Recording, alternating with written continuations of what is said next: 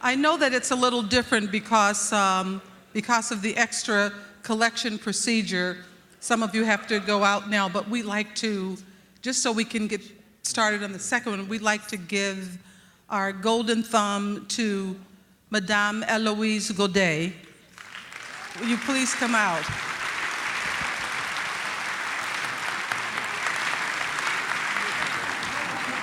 This is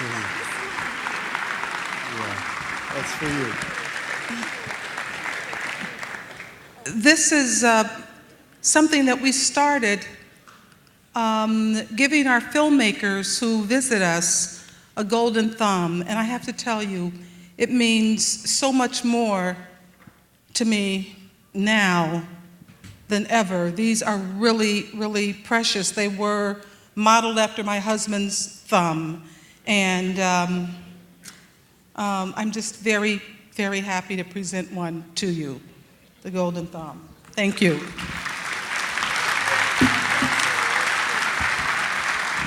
Thank you so much. And there's my name on it. I thought it would be for Jean-Luc Godard, but I guess I thought about bringing it to him in Switzerland. This is, this is for me, okay, but yeah, he would have come and enjoyed very much, but the projection was such a high-quality projection. Thank you very much, James Bond. The sound and the image was amazing.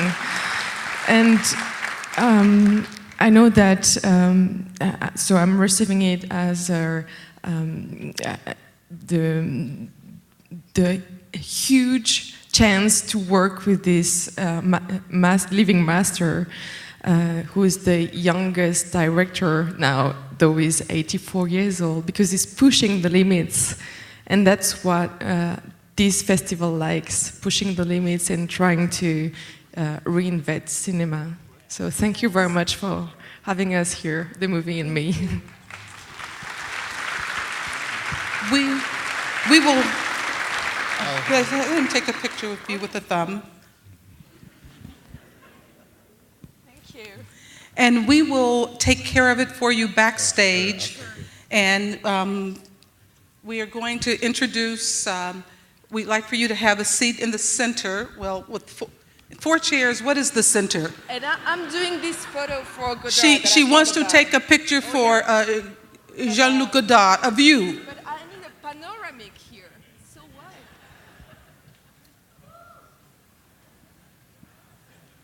I have such a small screen. Oops. Thank you. Okay. And then the moderator will be Matt Zoller Seitz. You met him earlier. And then we're going to join, I think the next person is Peter Sobsynski, who also reviews for RogerEbert.com in addition to his own website. Thank you. And last but not least is Professor Todd Rendleman from Seattle Pacific University.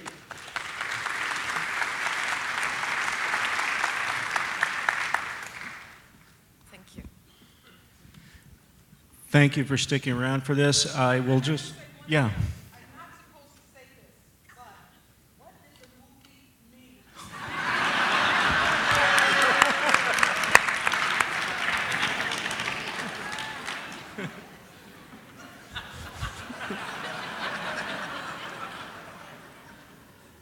So,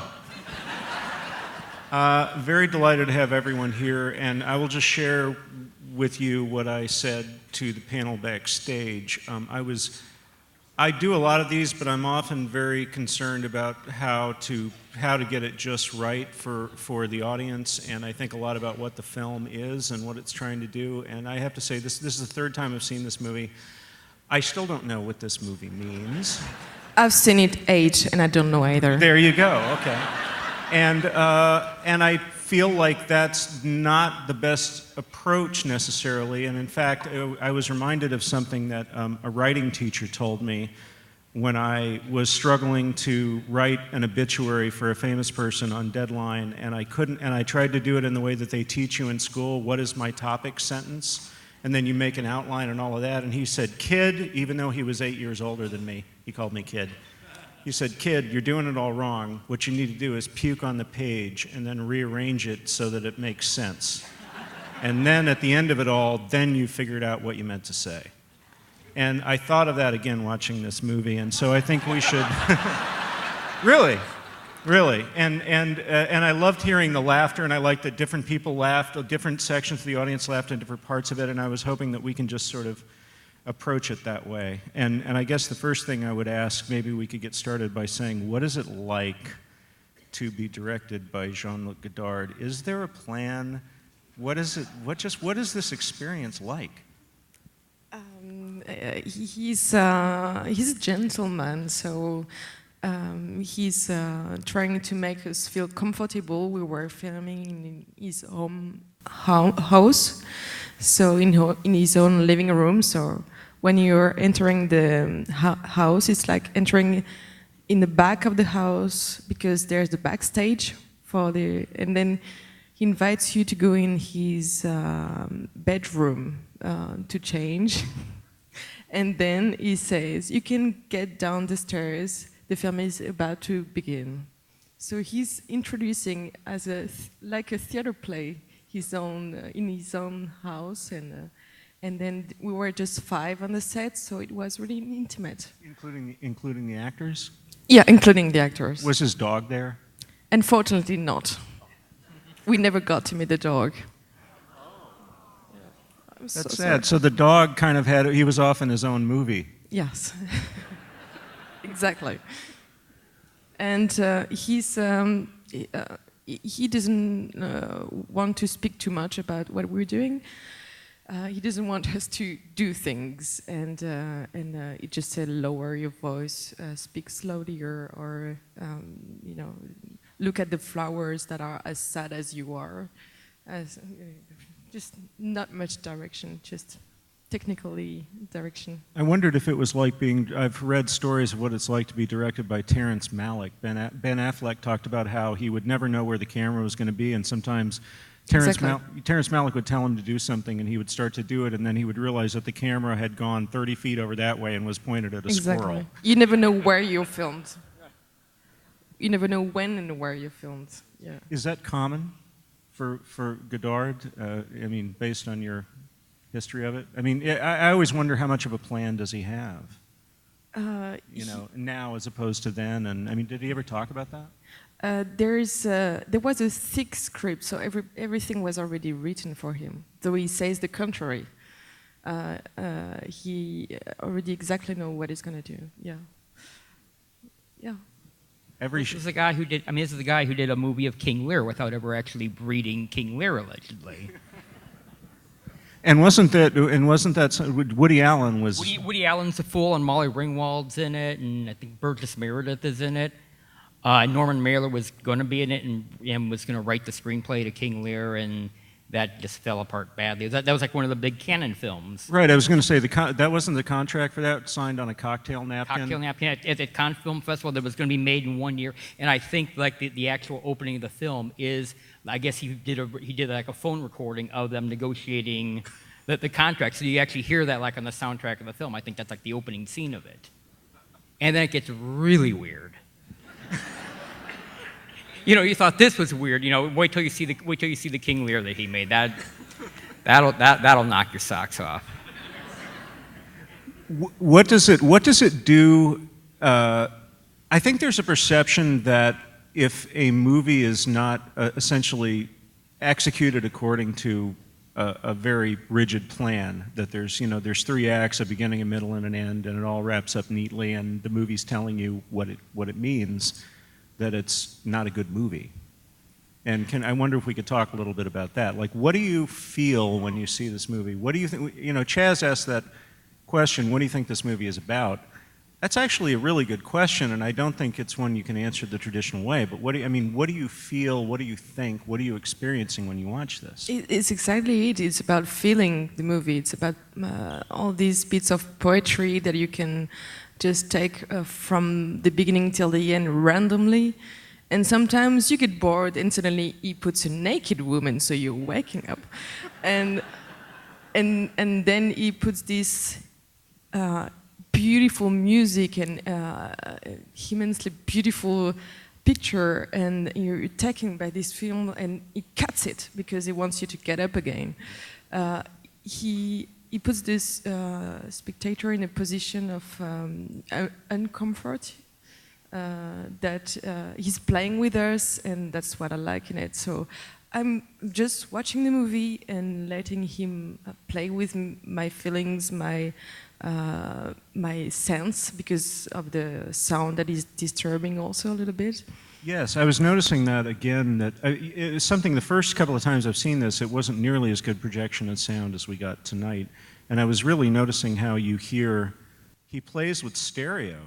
Like sometimes you hear stereo, sometimes you hear one channel, sometimes you hear the other channel, and sometimes he gives you two things going on at the same time. And sometimes the sound is really bad, but the camera guy and sound guy, who's the same man, did his work pretty well, and then Godet makes it bad.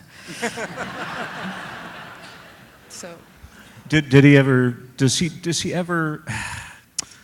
It's almost like asking a magician to explain their tricks. But I always wonder, what is the rationale for doing that? I know there are other directors who do that, like Lars von Trier. Early in his career, the director Lars von Trier made very beautiful, glossy, meticulous films where he did these crane shots that were intricately choreographed, and everything was just so. And then as he got along, he started to get sort of dirtier and looser as he went along. But he didn't figure it out right away. He would shoot things beautifully, and then he would go back and make them more dirty or ugly or random or things like that. Like what purpose does that serve, and what does that do to your eyes and ears? Yeah. For me, okay. I don't know. I think it's very fascinating. 'Cause, I mean, he's proven that. I mean, in the past, I mean, Godet has proven that he can do something, more. I don't want to say slick because I mean, but like something like Contempt, I mean, is a very is a very glossy film, and I mean, he demonstrated that he can do that sort of thing, but that's not the kind of thing he wanted to. That's not the thing that he really felt that at least I don't think. Is something that really struck him as the kind of thing that the best way to sort of like express what he wants to do. So I mean, throughout his career, he's always played with like with the sound and with the image as well. I mean, with like you mentioned about messing them up. I mean, yeah, going back to the King Lear. I mean, he's playing in that film. He plays with the stereo sound a lot too, and you get like those sort of like weird kind of like drop offs and like the sudden bursts of music, and I just think that's a sort of like the language he's kind of like trying to develop, because basically I think that he's more interested in sound and the visual than in telling a story by any by what we consider like a straightforward method of telling a story. And I think those are the sort of things. And I think when he says goodbye, when he's saying goodbye to the title Goodbye to Language, and towards the end of the film, we're like there's literally no communication going on. It's like, and the sort of like the perfect sort of symbol of what he's hoping for was like the dog kind of like silent and the traipsing through the prairie and all that. I think what he's getting at when he's saying goodbye to language is that finally by getting rid of language, that he's sort of like getting rid of you're finally getting close to getting rid of like conflict and everything like that, and getting sort of like a more pure a pure way of looking at the world, which is what the dog is theoretically going through, because a dog doesn't have language in the sense that you and I have. Yes, and the dog is much cuter. Well, that too, yeah. Yes. Speaking of language, I was going to say, could you hold up that yellow legal pad and just show the audience? Okay, here we have notes and a Sharpie. Were these things you brought with you, or are they things you wrote while you were watching These the are film? both. Yeah, and what are the notes? Oh, that's my own private. Oh. No, I'm like everybody. I'm trying to make sense of the film on its own terms. I was curious to know what it's like to create a character when the material is so self-consciously poetic. And I've heard you say that the script was very modest. in length. What is that like for you? He asked us before the filming to work with watching deaf and mute documentaries, and I had to create a short movie for him with his text and send him through email with this very strong handicap talking. And so he made us basically learn an enormous amount of text, and we had to tell what you see as a dialogue continuously as a monologue, and then, well, it was this preparation of a new way of talking. That's why we talk a little bit weirdly, and I have a scar here of how do you call it? Prosthetic? Prosthetic, yeah.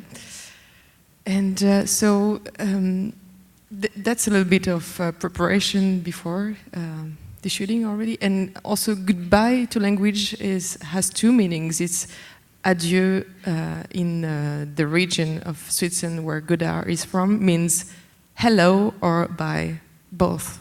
So he wanted us to learn to speak in a new way and reinvent the text at the second we were there, not trying to analyze anything before. I was thinking about the different meanings that words have in different languages, because the show Mad Men, French is spoken somewhat regularly on that show, and there were a number of scenes in a recent episode that revolved around the word failure. And as an American, when you hear the word failure, you take it personally. And my friend Marie Colette, who's from Montreal and who writes for RogerEbert.com, was explaining to me that it's more factual. It's just more like a representation of a thing that happened. It's not necessarily assigning personal blame for it. It's like like saying the sky is blue or it rained today, right? And virtually the entire movie invites these sorts of meditations, like what do these words mean? What do we mean when we show a picture of Hitler and we say his name? What does it mean when, what do these fall leaves mean? Do they mean anything at all? Why are the colors so bright? Why are the trees blue? Yeah, exactly. Why are the trees blue? Like also when you mention with the adieu meaning hello and goodbye, I mean, because if you notice in the film, and a lot of this isn't apparent the first time you see it, there's doubling of almost everything you can possibly think of in that movie. Obviously, the two sets of the characters.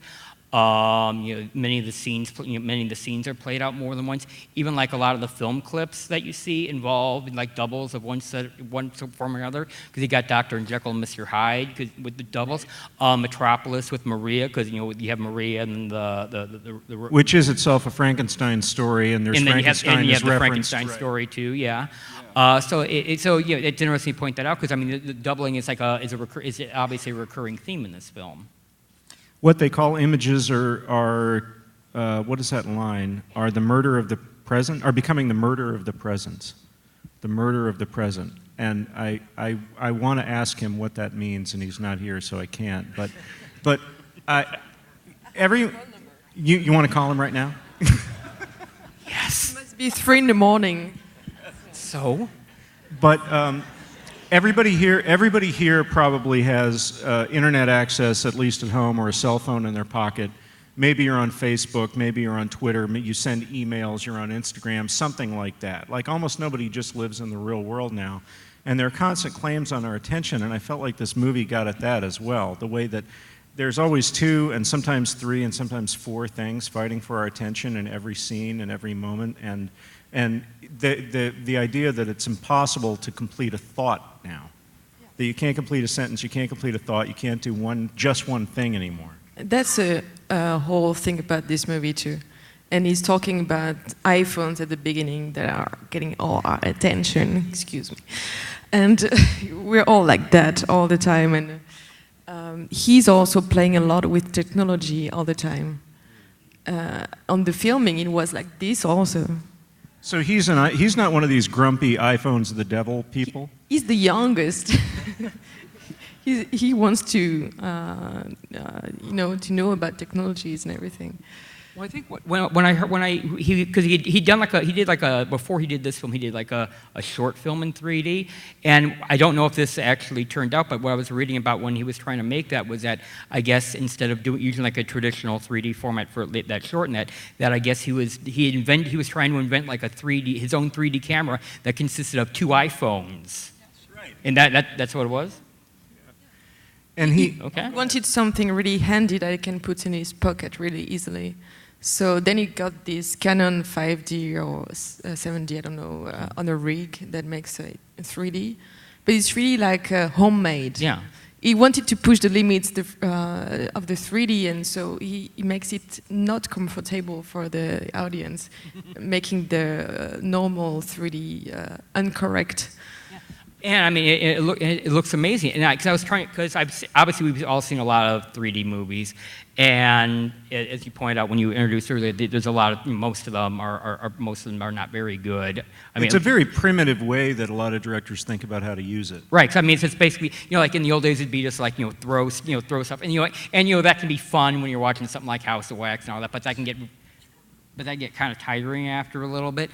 But there's like maybe like 3 or 4 like films that I can think of where like the 3D is so intrinsic to the experience, and this is one of them, because I mean I just watched yesterday, actually. This is on Netflix now, so I was watching a chunk of this movie because I was curious to see how it played in 2D, and in 2D it plays like a lot of like the recent Godard essay films, like Film Socialism, or in Praise of Love, which are kind of like these essay films to a degree, and it's still interesting to watch. It's still entertaining to watch. But then when you add in the 3D element, which is not just a gimmick, not just for show, I mean, but really plays such an intrinsic part of it. I think it's like one of these. I cannot imagine this movie really not in 3D. I mean, I would like along with the Hugo and the Herzog or the ballet, Pina,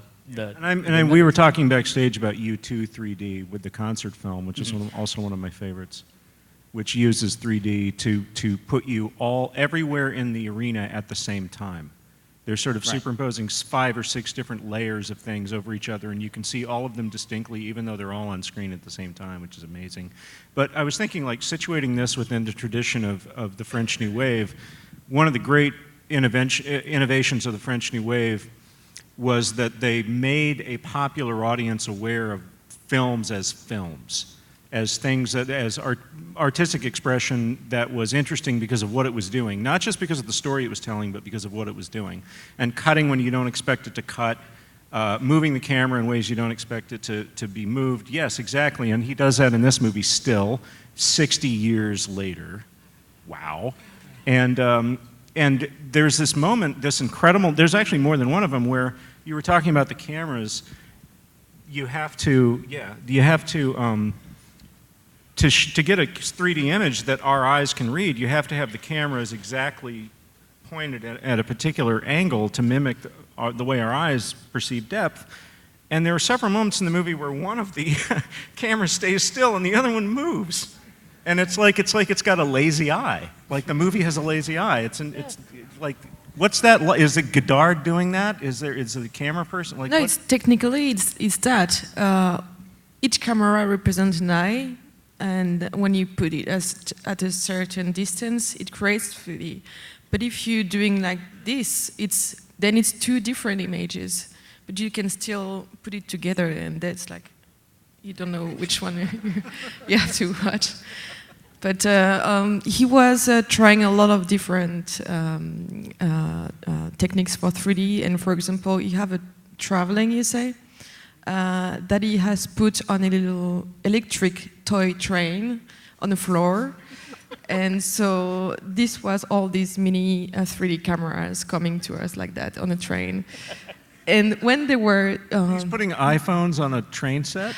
It wasn't iPhones, it was 5Gs, it was GoPros, it was...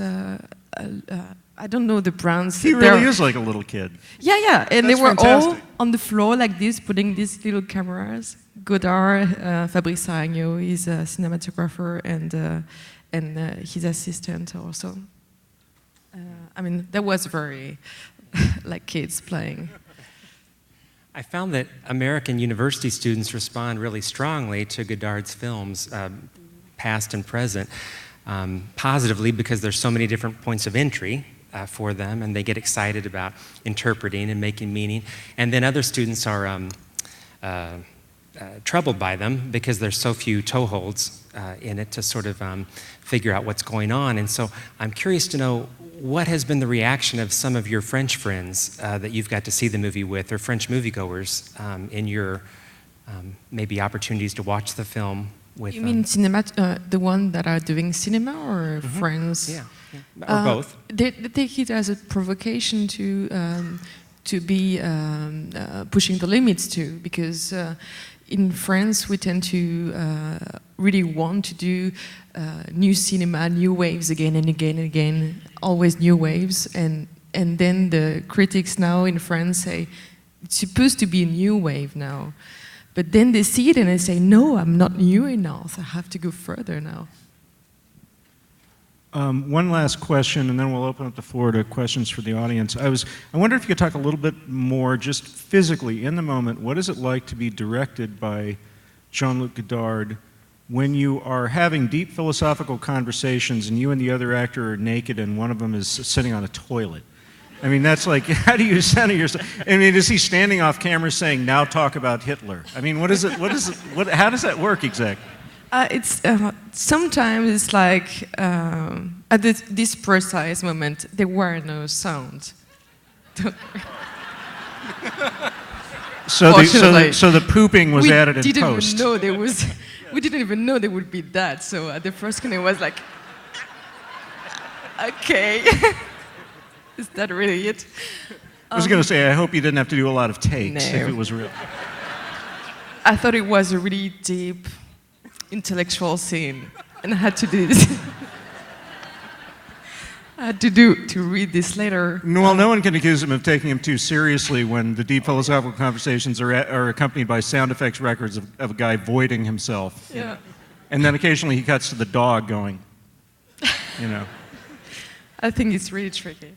And otherwise, there's other scenes where there's a TV on the back of us, and there's a beautiful scene with a beautiful music, and I'm doing this reversed striptease, taking my clothes on, and he was pointing us exactly the time that we had to do the lines, to say the lines, depending on the music in the back of us in the movie.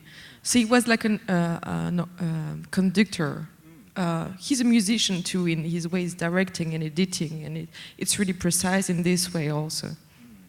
So let's take some questions from the audience. We have, if you could raise your hand, we'll try to see you here. And we also have people with microphones, and if you could wait for the microphone, that would be really fantastic. We'll start, where do we see here? Yeah. I got a question right here to you, right? Ah, fantastic. For Madame Godet, two questions. One, do you have a dog? Do you have a dog? Me? No, I don't. No. Second question, since dogs seem to be very much always in the present, and actors learn to be in the present, and that's what Godard wanted you actors to be. To go back to the earlier question, do the images in this film of dogs and of you murder the present? Murder the present? That was murder? Do the images of dogs in this film murder the present? That is one of the greatest questions I've ever heard in my life. I just have to say. No, I think we have to take it seriously. We do. This We is absolutely a serious do. question.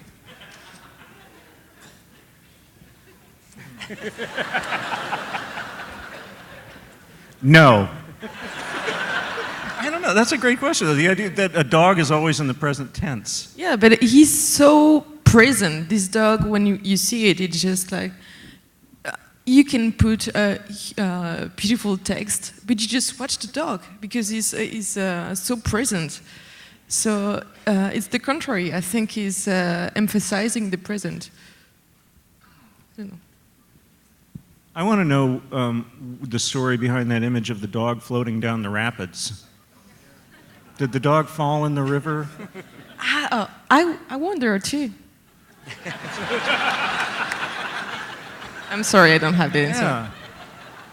And did it happen by accident and Goddard couldn't resist filming it rather than running after the dog? Because he's...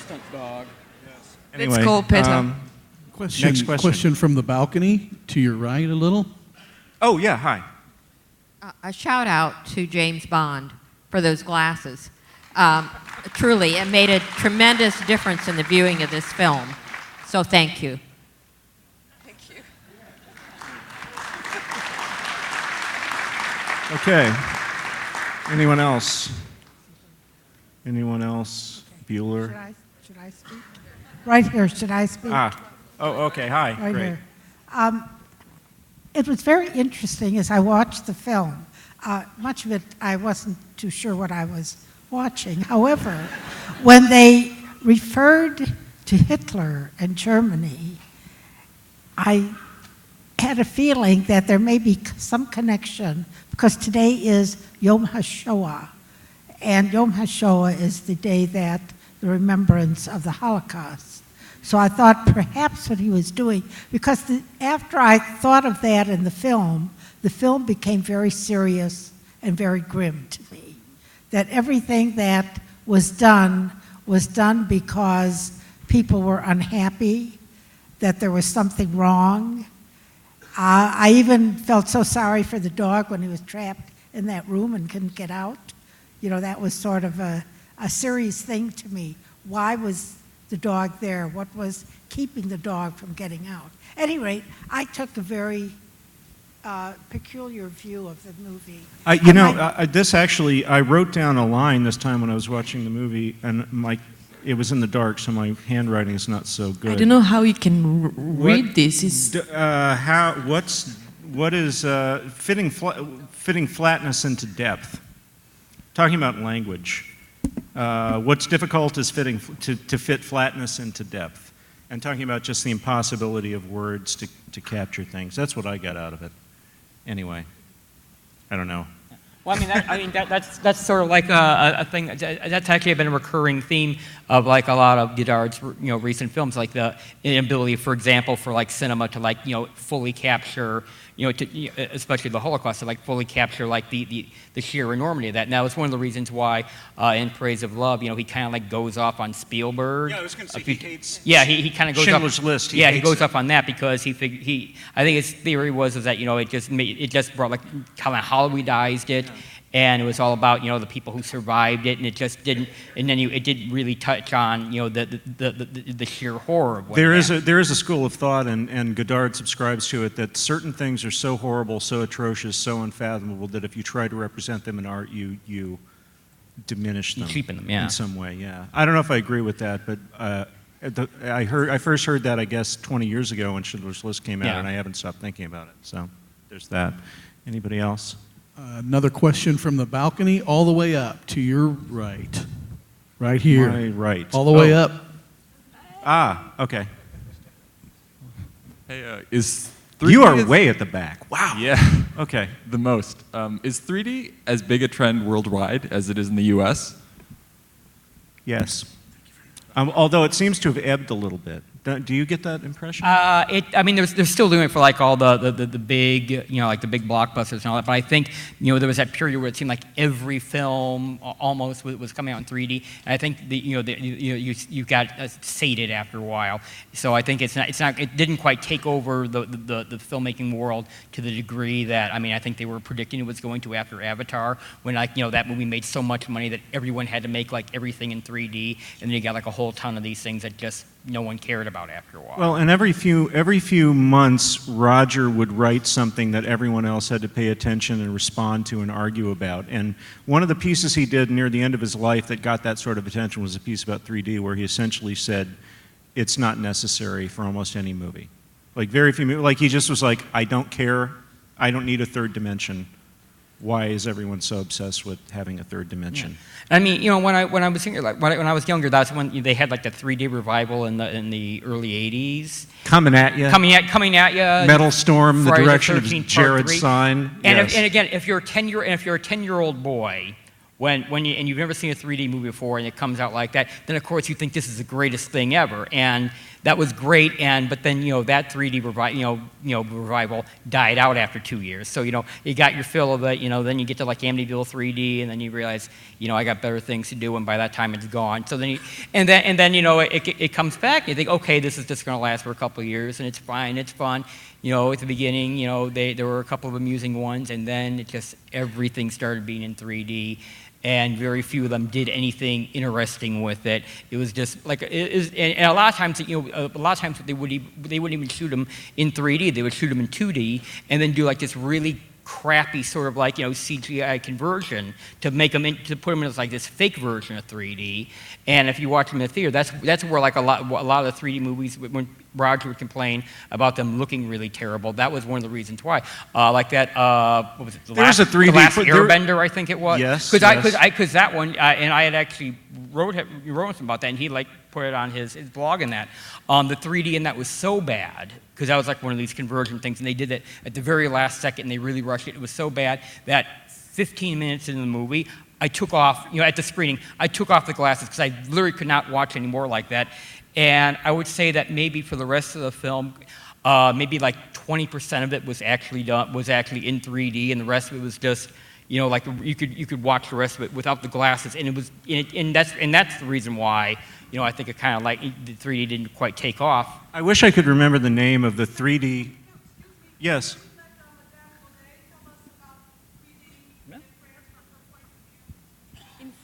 In France, how is 3D received in France? They begin to make us all buy 3D TV and things, but there's not many movies actually. We don't have material to watch, or we don't want to watch those movies maybe. I know that Godet has seen every single 3D movies before doing it. Every. Including. Yeah. Whatever. There's a hardcore porn 3D film that came out sometime in the 80s. I There can't are remember the name several of it. hardcore. Hard Candy.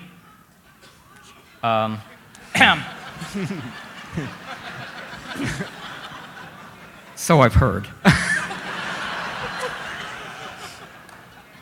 There's bits of movies that you think it's a porn movie and everything that is taking. But once again, it's to divert the audience from the real meaning. It's just playing with us again. Yes.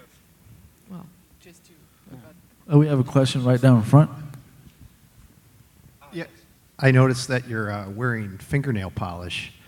And to me, one of the most beautiful images in the film was that with your hand on the railing without polish, and particularly the nails because they were growing. I mean, it's a very present 3D image, but it was a very naked moment, and but it had history because the nails had that little growth. And so I'm thinking about nudity. And, because he doesn't know he's naked, the dog, he's naked. And so we're trying to get to nudity in the inside of Godard's house. And we're in the bathroom and we hear this noise and should we laugh? Is it funny? And the dog hears this noise and it's completely... maybe it is funny. Maybe the dog laughs. Maybe he doesn't laugh. Marlborough, the dog, goes out to conquer Europe at the very end, and we don't know when he'll come back, and he doesn't either. And then he comes back right away, and he's a dog, not a human being. And yet, nature is a war of one animal against another. I can't express enough my admiration for that Godardian meditation on Godard. And I believe our time is up. Thank you, everyone. Thank you.